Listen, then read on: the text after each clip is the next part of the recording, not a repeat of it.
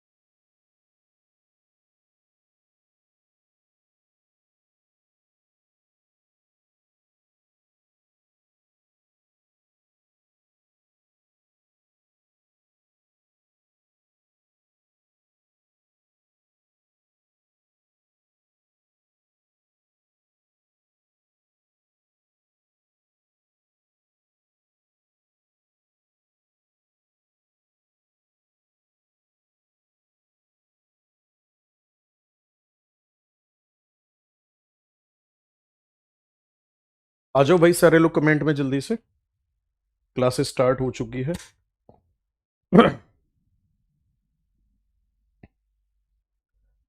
कल की जो क्लास मैंने आप लोगों को कराई थी उसमें हम लोगों ने डिस्कशन किया था, मतलब वो वाला चैप्टर फिनिश कर दिया था। अब आपका एक ग्लोब वाला चैप्टर बचा हुआ है, ठीक है।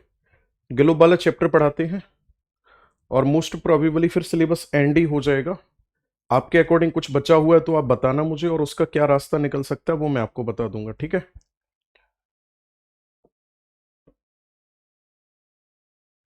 हेडिंग डालो ग्लो।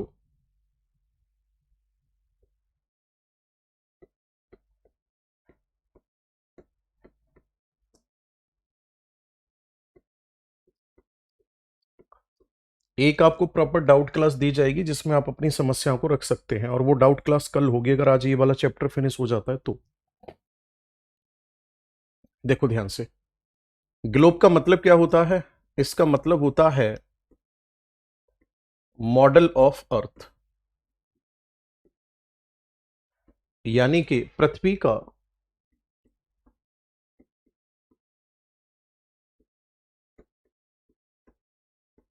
प्रारूप। पृथ्वी का प्रारूप क्या कहलाता है? तो तब आपका आंसर होगा ग्लोब कहलाता है। हमारी पृथ्वी का जो प्रारूप है उसको क्या कहा जाता है? ग्लोब कहा जाता है, ठीक है। इस ग्लोब पर इमेजिनरी लाइन ड्रॉ की गई दो तरीके से, और वो इमेजिनरी लाइन जो है एक तो होती है हॉरिजॉन्टल,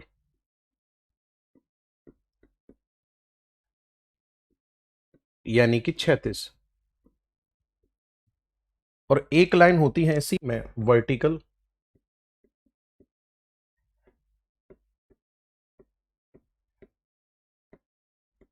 ऊर्ध्वाधर। अगर मैं क्षैतिज की बात करूंगा तो इन लाइन को कहा जाता है लैटिट्यूड,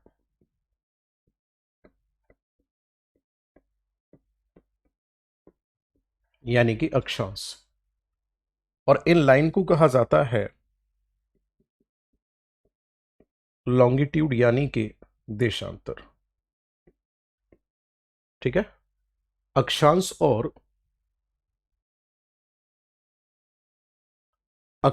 और देशांतर।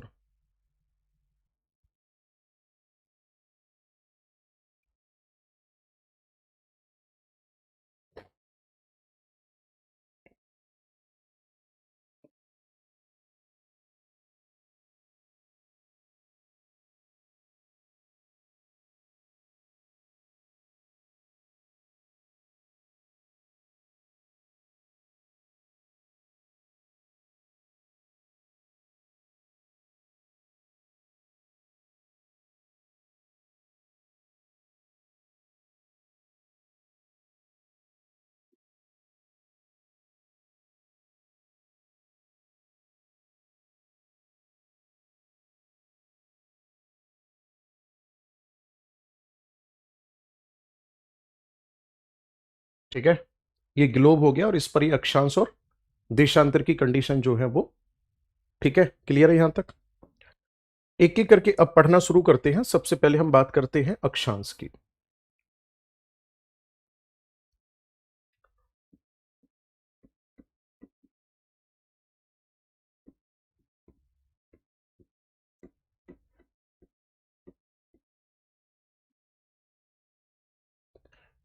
ये अपने आप में कंप्लीट सर्कल होते हैं।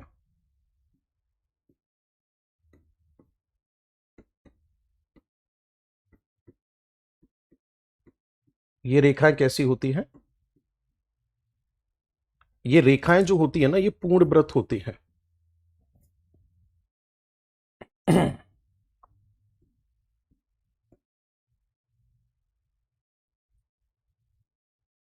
ये रेखाएं जो होती हैं कैसी होती हैं? कंप्लीट सर्कल होती हैं, अपने आप में पूर्ण वृत्त होती हैं। आगे अगर मैं बात करूंगा आपसे तो इसमें अगला पॉइंट होगा जो लैटिट्यूड लाइन होती है।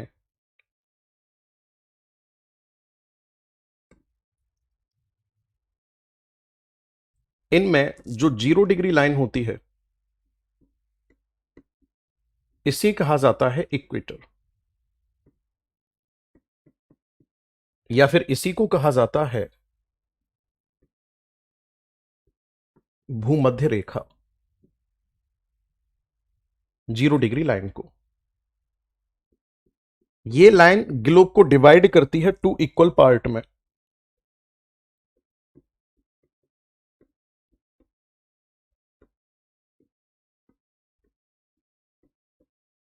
Northern hemisphere and southern hemisphere.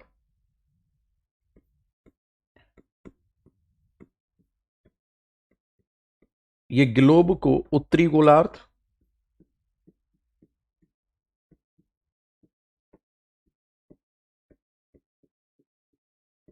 और दक्षिणी गोलार्ध में बांटती है।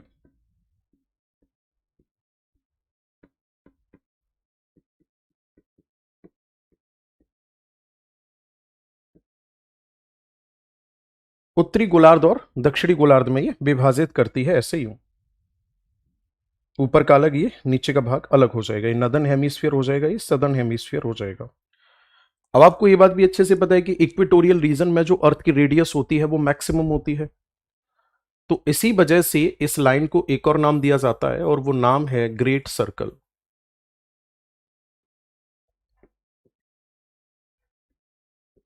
इसको कहा जाता है महान वृत्त। आगे बात समझ में, इसे ग्रेट सर्कल या महान वृत्त के नाम से भी जाना जाता है। जब जब सन इस लाइन पर परपेंडिकुलर होता है, when sun is perpendicular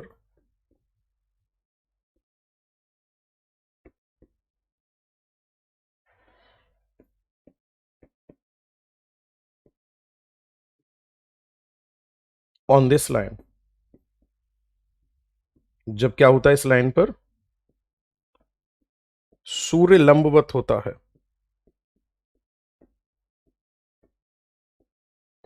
तो क्या होता है? Day equal night. रात और दिन कैसे होते हैं? बराबर होते हैं। और जब रात और दिन बराबर होते हैं तो इस कंडीशन को कहा जाता है इक्विनॉक्स, विषुव कहा जाता है। एक साल में कितने विषुव होते हैं? तो तब आपका आंसर होगा 2 होते हैं। एक होता है 21 सितंबर, एक होता है, नहीं 21 सितंबर नहीं, 23 सितंबर।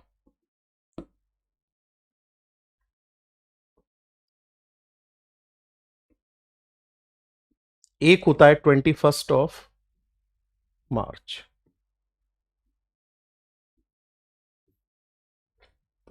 21 मार्च की अगर मैं बात करूंगा तो इसको कहा जाता है स्प्रिंग इक्विनॉक्स।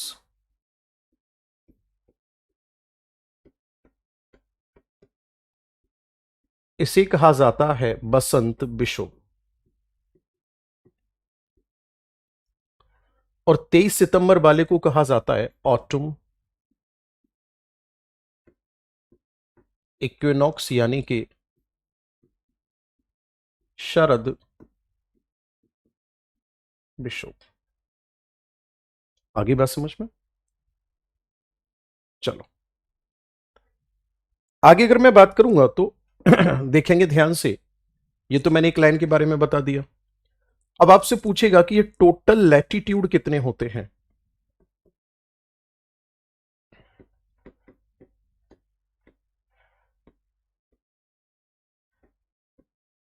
कुल अक्षांश कितने होते हैं?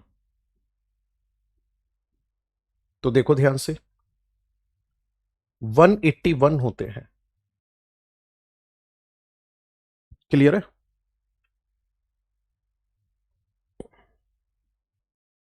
ऐसे यूं यहां से काउंट होते चले जाते हैं, 1 डिग्री 2 डिग्री 3 डिग्री, ऐसे नीचे की तरफ 1 डिग्री 2 डिग्री 3 डिग्री। तो ये लाइन तो हो गई 0 डिग्री। तो 0 डिग्री के ऊपर 90 और 90 0 डिग्री के नीचे और एक 0 डिग्री। ये एक्चुअल में एंगल है, ये काउंट होता है। आगे बात समझ में? ऐसा नहीं आप ये बोलोगे कि 90 प्लस 0 ये तो 180 हुआ ना बेटा, ये एंगल है तो ये काउंट होता है। ऐसा थोड़ी इक्वेटर लाइन का अस्तित्व ही नहीं है, इक्वेटर लाइन का अस्तित्व तो है। तो 181 होते हैं, लैटिट्यूड होते हैं।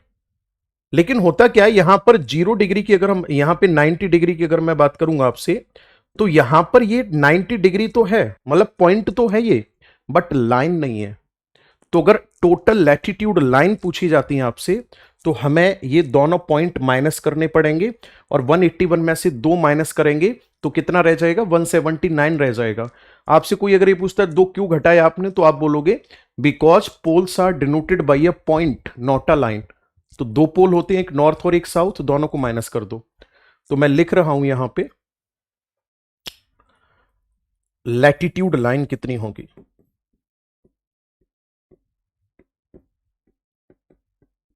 181 माइनस 2, 179। और अगर मैं बात करूंगा 2 की, ये 2 क्या है, तो तब आपका आंसर होगा ध्रुवों को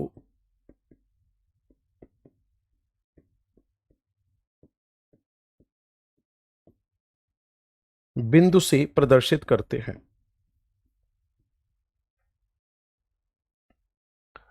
आगे अगर मैं बात करूंगा तो 2 अक्षांशों के मध्य दूरी कितनी होती है? ठीक है ना?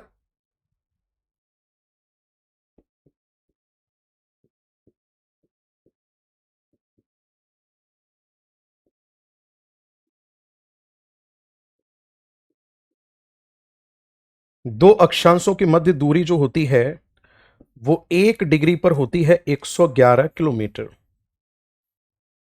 और इसको क्या कहा जाता है? इसे जून कहा जाता है।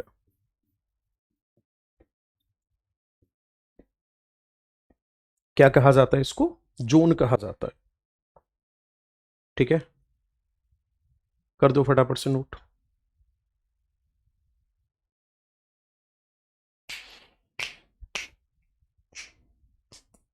आगे बढ़े।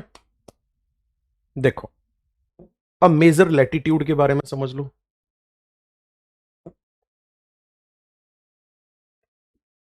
जीरो डिग्री मैंने बता ही दिया। इससे ऊपर होता है 23.5 डिग्री नॉर्थ, इससे नीचे होता है 23.5 डिग्री साउथ, इससे ऊपर होता है 66.5 डिग्री नॉर्थ, इससे नीचे होता है 66.5 डिग्री साउथ, और ऊपर जाएंगे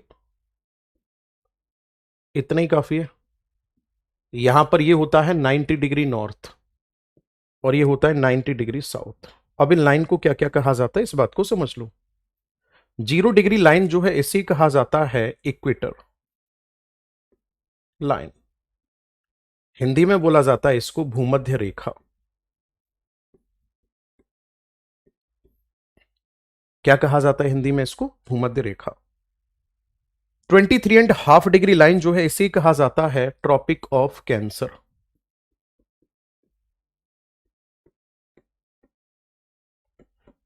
यानी कि कर्क रेखा।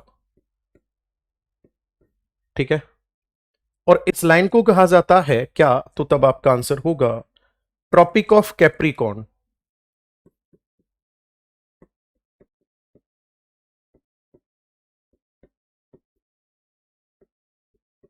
यानी कि मकर रेखा। ओके, आगे अगर मैं बात करूंगा तो इस लाइन को कहा जाता है आर्कटिक सर्कल।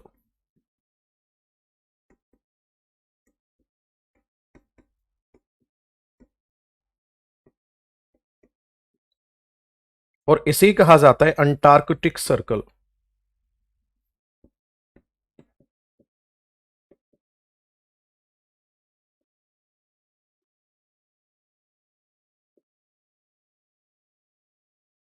अंटार्कटिक व्रत। आगे बात समझ में? 90 डिग्री साउथ को कहा जाता है साउथ पोल।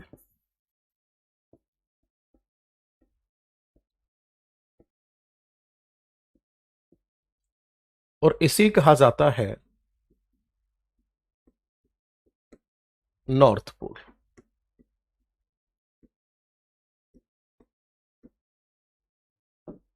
अब जैसे मैंने इक्वेटर लाइन पे बताया कि सन जो है वो परपेंडिकुलर रहता है, यहां कंडीशन क्या है ध्यान से सुनना, जो मैं आगे बताने वाला हूं। देखो ध्यान से,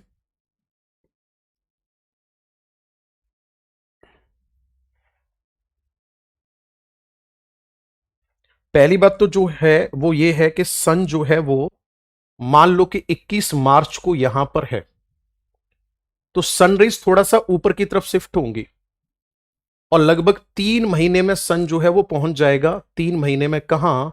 21 जून को पहुंच जाएगा सन। कौन सी लाइन पर? ट्रॉपिक ऑफ कैंसर पे पहुंच जाएगा, कर्क रेखा पर पहुंच जाएगा।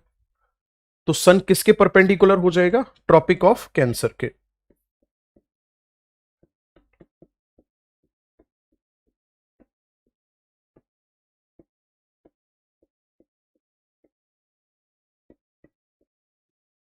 ये कर्क रेखा पर लंबवत हो जाएगा।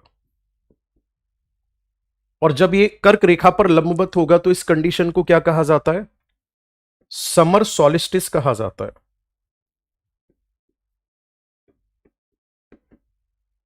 इसी कहा जाता है कर्क संक्रांति। और ये कंडीशन होती है 21 जून को। हमारा भारत यहां पर है, तो भारत का ये सबसे बड़ा दिन माना जाता है। ठीक है, मैं लिख देता हूं, ये है longest day of northern hemisphere, यानी उत्तरी गोलार्ध का ये सबसे लंबा दिन होगा।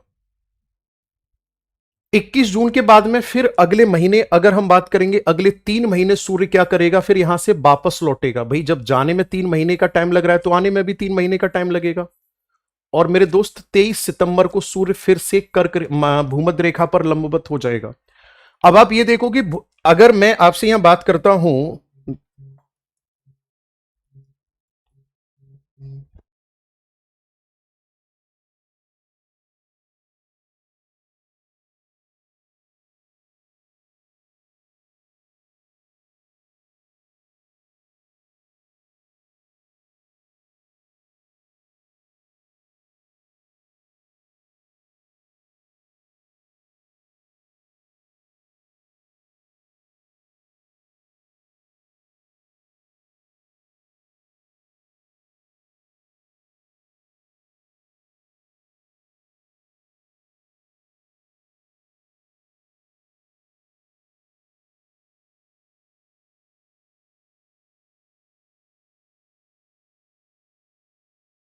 हाँ भाई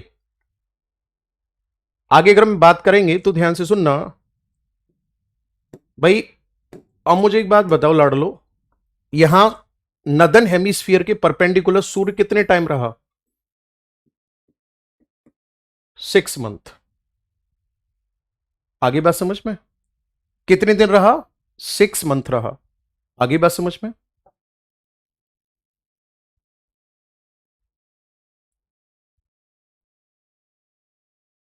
अब आ जाओ अगले 6 मंथ क्या होगा फिर? अब सूर्य पृथ्वी हमारे भारत से दूर जा रहा है, तो अब 22 दिसंबर को सूर्य होगा यहां पर, यानी ऑस्ट्रेलिया पर। यानी कि मैं सीधा सीधा कह सकता हूं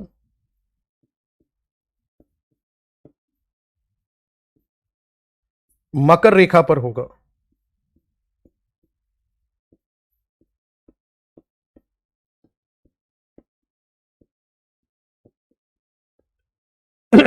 कब होगा? 22 दिसंबर को। 22 दिसंबर को जब ये मकर रेखा के लंबवत होगा तो इसे कहा जाता है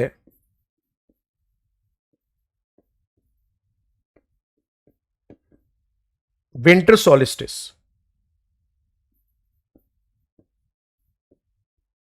मकर संक्रांति कहा जाता है। और ये भारत कह लो या नदन हेमिस्फीयर कह लो, ये होगा शॉर्टेस्ट डे। ये होगा सबसे छोटा दिन। कैसा दिन होगा? सबसे छोटा दिन होगा। ठीक है। अब जब यहां वापस ये 3 महीने में आया है तो यहां से जाने में भी 3 महीने लगेगा। तो फाइनली हमें यह समझ में आता है कि जो सूर्य है वो 6 महीने तो रहता है नदन हेमिस्फीयर के परपेंडिकुलर, और 6 महीने रहता है किस हेमिस्फीयर के परपेंडिकुलर? सदर्न हेमिस्फीयर के परपेंडिकुलर। बताओ समझ में आया नहीं आया? और याद रखना, जब सूर्य नदन हेमिस्फीयर के परपेंडिकुलर होगा तो इस 6 महीने तक, आगे बात समझ में, इस 6 महीने तक नॉर्थ पोल पे डे होगा। ठीक है। और सदर्न हेमिस्फीयर के परपेंडिकुलर होगा तो तब साउथ पोल पर डे होगा। तो यहां से मैं इतना समझ में आता है कि ध्रुवों पर 6 महीने का दिन और 6 महीने की रात होती है। ठीक है।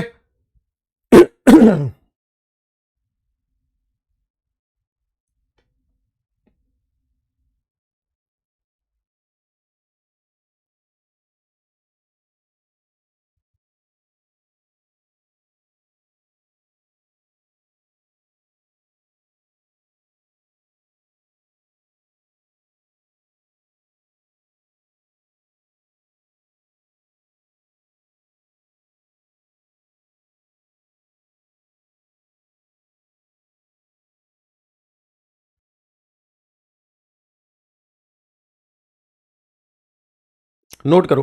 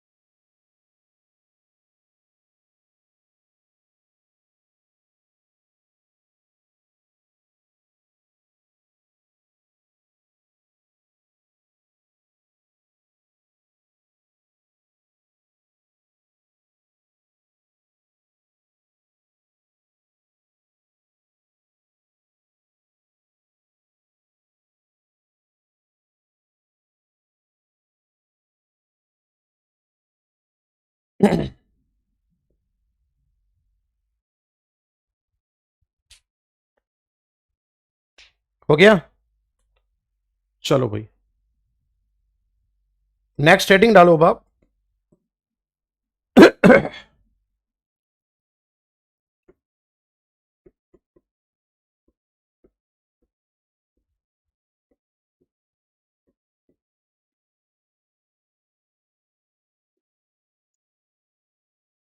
देशांतर रेखा। इसकी अगर मैं बात करूंगा आपसे तो ये कैसी लाइन होती है? वर्टिकल लाइन होती है।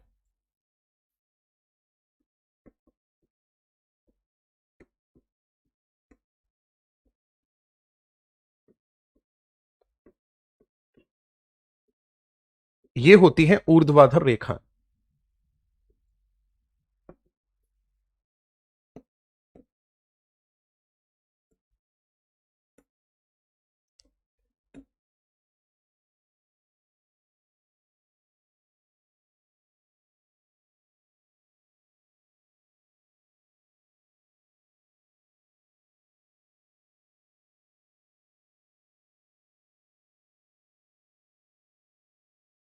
ऐसे होती हैं। ठीक है, सबसे पहली बात ये अपने आप में सेमी सर्कल होती हैं।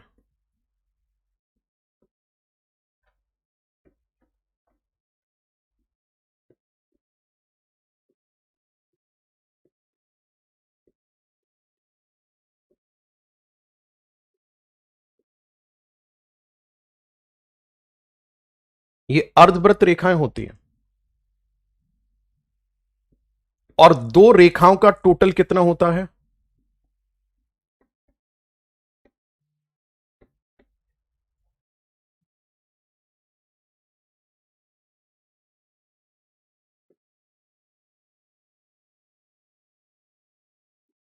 एक 180 होता है। इसका मतलब यह है कि जैसे 180 डिग्री लाइन है तो इसके सामने वाली लाइन कौन सी होगी? 0 डिग्री। 179 डिग्री लाइन है तो इसके सामने वाली कौन सी होगी? 1 डिग्री। 178 डिग्री के सामने कौन सी होगी? 2 डिग्री। बात समझ में आ रही है? ये दोनों मिलकर के कंप्लीट सर्कल बनाएंगी। क्लियर है? चलो अगर आपसे पूछा जाता है कुल रेखा कितनी होती है ये, तो कुल रेखा की अगर मैं आपसे बात करूंगा तो कुल रेखा होती है ये 360।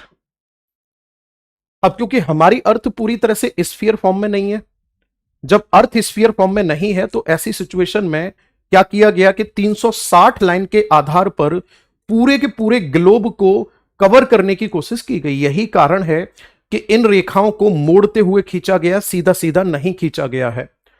अगर मैं बात करूंगा आपसे, गौर से सुनना मेरी बात को, अगर मैं आपसे बात करूंगा यहां पर दो रेखाओं के मध्य दूरी की,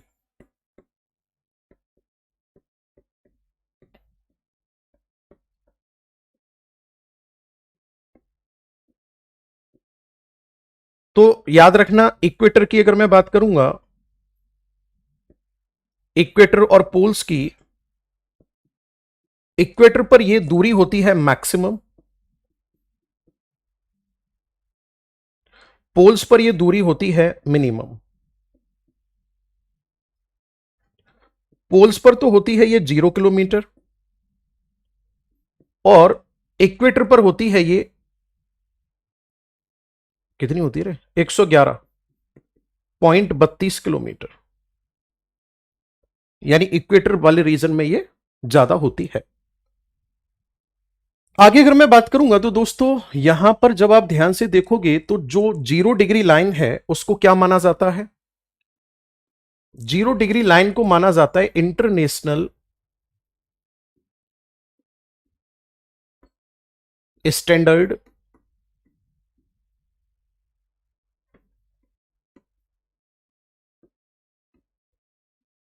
टाइमलाइन। इसे माना जाता है अंतरराष्ट्रीय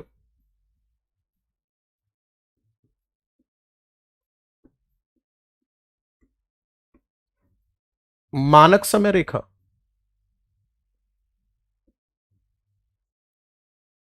इसका मेन पॉइंट कहां पर है? ग्रीनविच,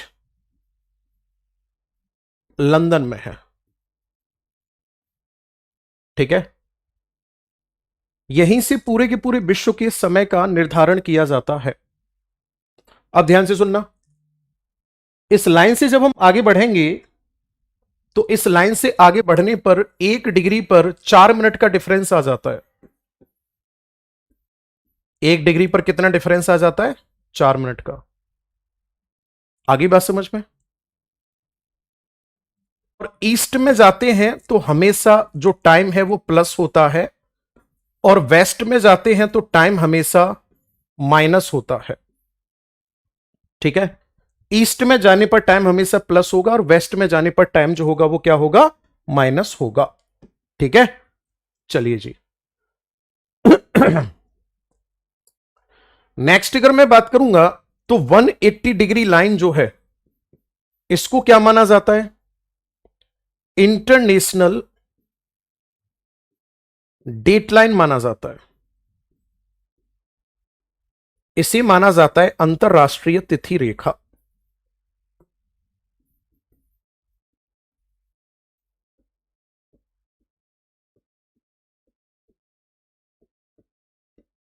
इतना नोट करो, फिर आगे बताते हैं।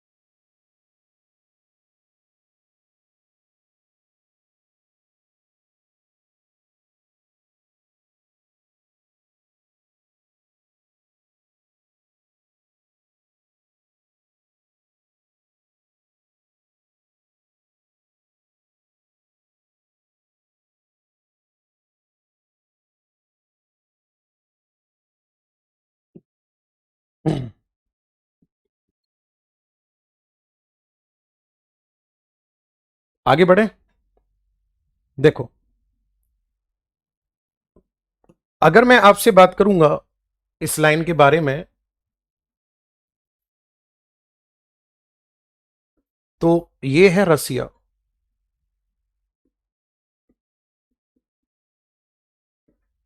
ये है अलास्का,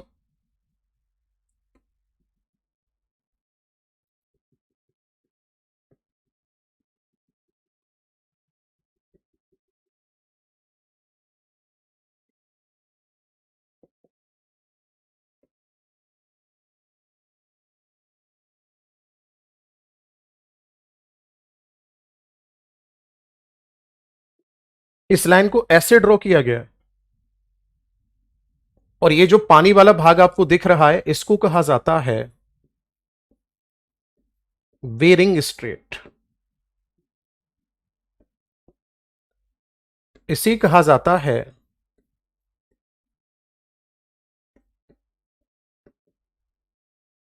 बेरिंग्स जल संधि। यहां से इस लाइन को निकाला गया है, और वैसे अगर देखा जाए तो ये वाला जो सी है, ये है पैसिफिक ओशियन।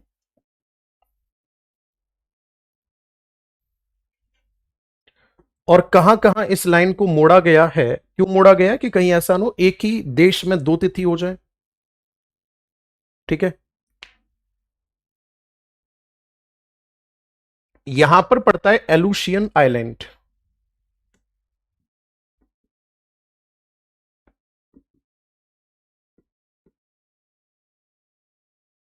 यहां पर पड़ता है टोंगा आइलैंड। इनको बचाते हुए इस लाइन को ड्रॉ किया गया। इंडियन स्टैंडर्ड लाइन जो है वो आपको ऑलरेडी मैं इंडियन ज्योग्राफी के पहले चैप्टर में पढ़ा चुका हूं। अब देखो, कुछ क्वेश्चन देख लो। जैसे आपसे अगर ये पूछ ले आपके एग्जाम में कि 15 डिग्री ईस्ट पर जो टाइम था वो बज रहे थे 4, सही है? तो ये बताओ 30 डिग्री ईस्ट पर टाइम क्या होगा?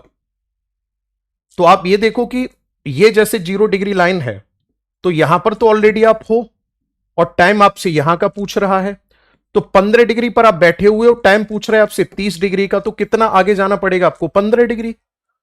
तो 15 डिग्री जब आप आगे जाओगे, तो 15 डिग्री आगे जाने पर टाइम में कितना डिफरेंस आ जाएगा? 1 डिग्री पर 4 मिनट का, 15 डिग्री पर 60 मिनट का, यानी 1 घंटे का। अब आप ये देखो, जा किधर रहे हो आप?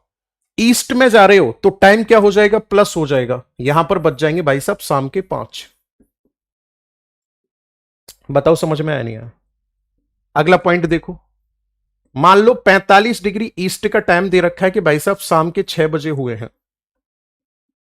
45 डिग्री का टाइम दे रखा है, और आपसे कह रहा है कि ये बताओ 15 डिग्री ईस्ट पर टाइम कितना हो रहा होगा?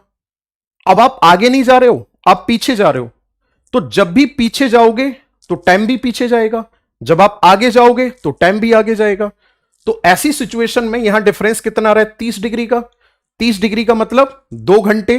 2 घंटे माइनस कर दो, 4 बज रहे होंगे। बताओ समझ में आया नहीं आया? है ना? तो याद रखना, जिस लोकेशन को वो दे रहा है,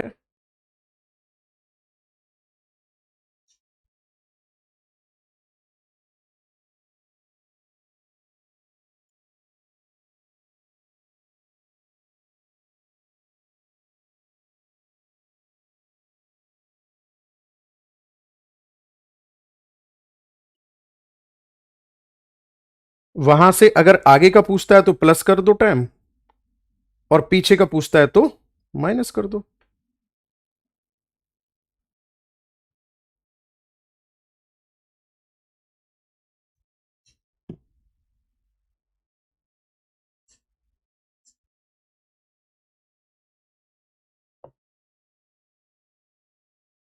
ठीक है, मैंने बताया तो लाइन सीधी नहीं है जिससे कि एक स्थान पर दो डेट ना हो। ओके, अब आ जाओ सारे लोग कमेंट में। ठीक है, एक बच्चा बार बार कमेंट कर रहा था सुनामी को लेकर के, मैं बता देता हूं सुनामी के बारे में। सुनामी जो है ये जापानी शब्द है। कैसा शब्द है ये? जापानी शब्द है सुनामी जो है। इसका मतलब होता है लहर। आगे अगर हम बात करेंगे तो सुनामी किसकी वजह से आती है? जब भूकंप उच्च तीव्रता का हो। तो उच्च तीव्रता के भूकंप के समय काइनेटिक एनर्जी प्रोड्यूस होती है। इसी काइनेटिक एनर्जी की वजह से सुनामी आने के चांसेस बहुत ज्यादा बढ़ जाते हैं। बस दो क्वेश्चन पूछेगा यहां से आपसे। सुनामी आने के पीछे कारण क्या है? उच्च तीव्रता का भूकंप। जे यही कारण है कि कई बार आपने देखा होगा कि उच्च तीव्रता का जब भूकंप आता है तो तब यह कहा जाता है कि अब यहां पर सुनामी आने की संभावना है। और सुनामी किस भाषा का शब्द है? तो तब आपका आंसर होगा जापानी भाषा का शब्द है। अब बताओ आप क्या कह रहे थे? लेक्स ऑफ इंडिया वाला टॉपिक कह रहे थे, नहीं कराया है। ठीक है बेटा, पहली बात तो यह कि लेक्स ऑफ इंडिया वाला जो टॉपिक है ये टॉपिक हमारा स्टैटिक जीके का है और आपको स्टैटिक जीके पढ़वाई गई होगी। आप वहां से पूरा करो इसको। हमारा जो कोर्स सेक्शन है ज्योग्राफी का हम कंप्लीट कर चुके हैं। किसी चैप्टर को लेकर के आपके माइंड में कोई दुविधा है, कोई दिक्कत है तो आप कमेंट करिए। उसमें क्या पॉसिबिलिटी है, क्या हो सकता है, मैं बता दूंगा आपको। और अगर ऐसा होगा कि नहीं हमारे ज्योग्राफी के मेन सेक्शन का ही पार्ट है और हमने नहीं कराया है तो हम उसको कराएंगे। आगे बात समझ में? बाकी मैं आपको एक दो दिन में बता दूंगा, आपके बैच में आकर के बता दूंगा कि जो प्रैक्टिस वाली बात है, प्रैक्टिस के लिए हम क्या करने वाले हैं, कैसे करने वाले हैं। ठीक है,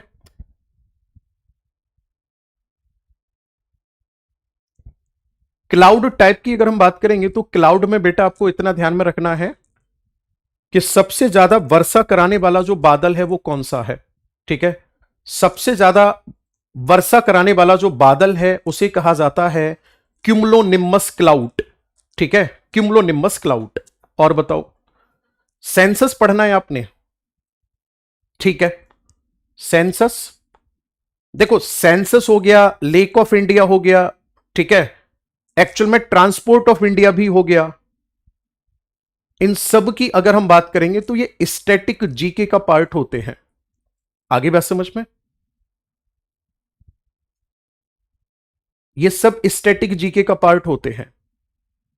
और चलो मैं एक काम करता हूं, एक बच्चे ने लिखा हुआ है यहां पर land form by sea river and glacier.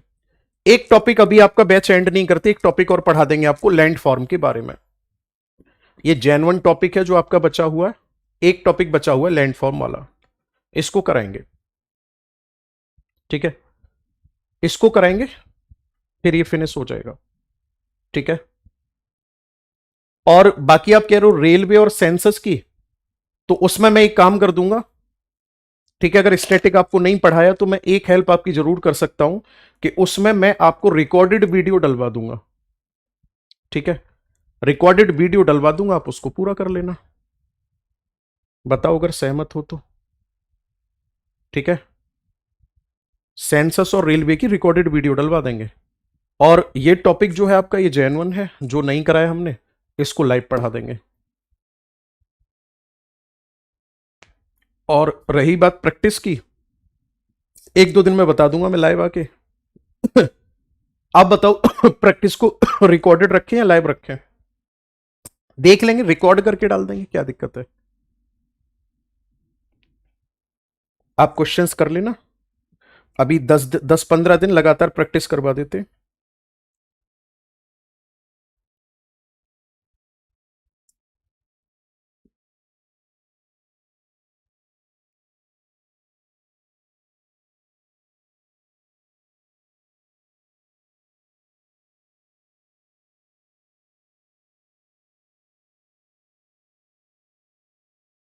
हाँ भाई, भाई तुम्हारी नजर में ही तो इतना बुरा समझते हो।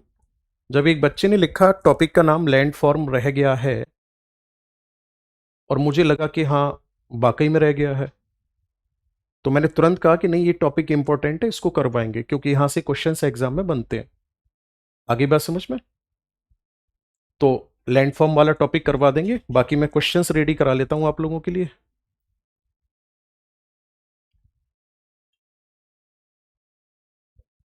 अनिल सैनी पूछ रहे हैं बार बार, आपकी क्वालिफिकेशन क्या है? बेटा मैंने पिछले 10 साल से तो टीचिंग लाइन में हूं। बाकी मैंने 2 बार एमएससी कर रखी है, एक फिजिक्स से कर रखी है, एक ज्योग्राफी से कर रखी है। यूट्यूब पर भी पूछ रहे थे आप। सीओटी और पीओटी, वो एक्चुअल में सीडीटी लिखा हुआ है और पीटीटी लिखा हुआ है, ठीक है। इसकी अगर मैं बात करूंगा आपसे, तो ये है कॉन्टिनेंटल ड्रिफ्ट थ्योरी, जो मैं आपको पढ़ा चुका हूं, और एक है प्लेट टेक्टोनिक थ्योरी, वो भी मैं आपको पढ़ा चुका हूं, ठीक है। चलिए, सेंटेंस बेस क्वेश्चन रखना, मतलब स्टेटमेंट वाले क्वेश्चन रखना, आपका कहने का मतलब ये है।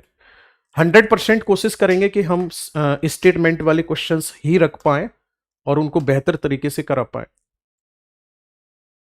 ओके, मैं जब प्रैक्टिस करवाऊंगा आपको मैं पूरी तरह से बता दूंगा कि मैं यूट्यूब पर करवा रहा हूं या एप्लीकेशन पे करवा रहा हूं।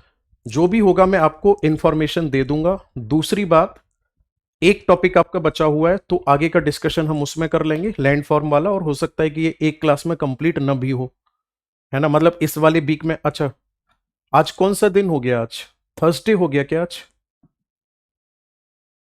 कौन सा डे है? आज वेडनेसडे आज। ठीक है, 2 दिन हम यहां पे, मैं रुकूंगा यहां पे, वेडनेसडे और थर्सडे, तो 2 दिन में हम लोग इस टॉपिक को फिनिश कर लेते हैं, ठीक है। 2 दिन में लैंड फॉर्म वाला जो टॉपिक है इसको फिनिश कर लेते हैं। ओके, लाइव करा देंगे बेटा, कैसी बात कर रहे हो, कोई हमें दिक्कत थोड़ी है, लाइव पढ़ा देंगे, कोई बात नहीं। ओके, परेशान ना हो आप।